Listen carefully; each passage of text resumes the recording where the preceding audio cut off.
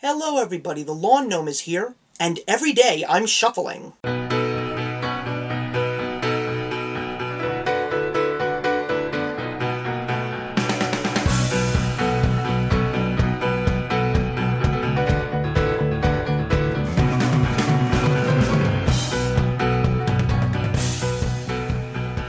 One of the things that I like the most about music is there's always a song for every moment, every mood. If it's a rainy day, you play certain music. If it's a snowy day, you play certain music. When you're in your car, you play certain music. When you're at the beach, you play certain music, etc., etc. There's always something for everybody. And when it comes to me and my taste in music, there are days where I want to rip somebody's head off, and some days where I just want to give the entire world a big hug. I know, you effing hippie. No. Basically, that's what we're going to talk about today. I've got two albums that have come out this year that I wanted to talk about, and they pretty much go from hard to soft. So let's start with the first one that I've got here. If you haven't figured out what this band is, and if you didn't, I wouldn't be really surprised. This is the third album of a band called Alterbridge. Now, I know that some of you know who Alterbridge is, and they'd probably go the way of David Spade and say, oh, it was great the first time I heard them when they were called Creed. No. Let me tell you guys something about Creed. I was a fan of theirs, and they were good at one point, and then Scott Stapp decided to learn the art of douchebaggery, and basically the band said, well, we don't want to do this with you anymore because you just suck. So, a band that was composed of very talented musicians, especially a great guitarist named Mark Tremonti, who never really got the chance to show off his skills. They find a vocalist named Miles Kennedy, and the magic officially happens with Alterbridge's first album. One of the things that I liked about Alterbridge over the years is the fact that their music always changes. It seems to get darker, more meaningful, and harder even at times. But the thing that I like the most about them is the fact that they always stick to just the good old sound of rock and roll. Like, it's a hard album. Definitely their hardest. I mean, Blackbird was pretty hard, but this one, number 3, is pretty loud and definitely blast-worthy.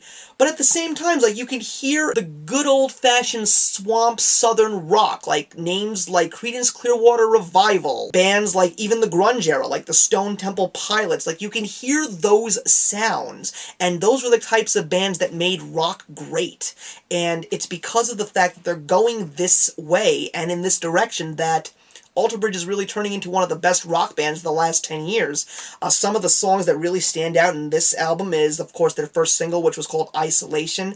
I love Ghost of Days Gone By, and probably one of the best songs in this album is Wonderful Life. Along with the hard, there also comes the soft, and now you're going to see something completely different.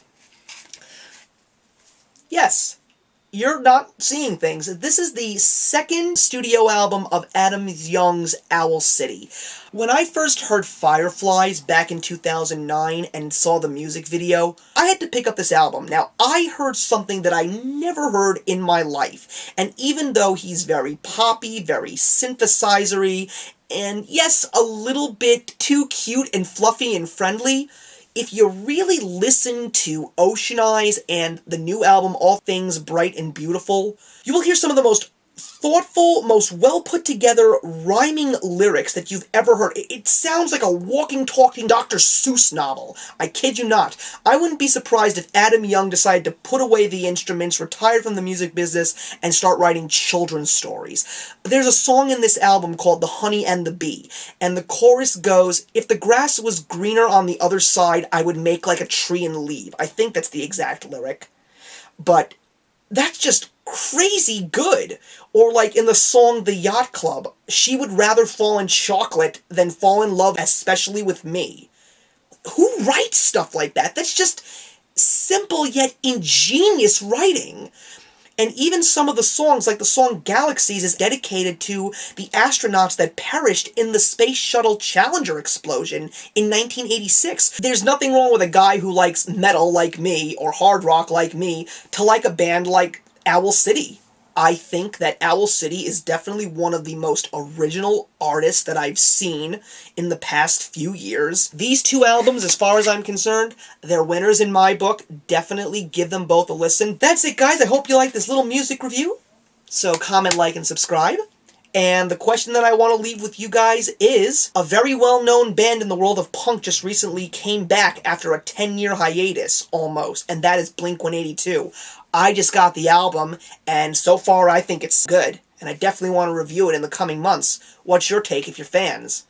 I'm the Lawn Gnome, and remember, actions speak louder than words.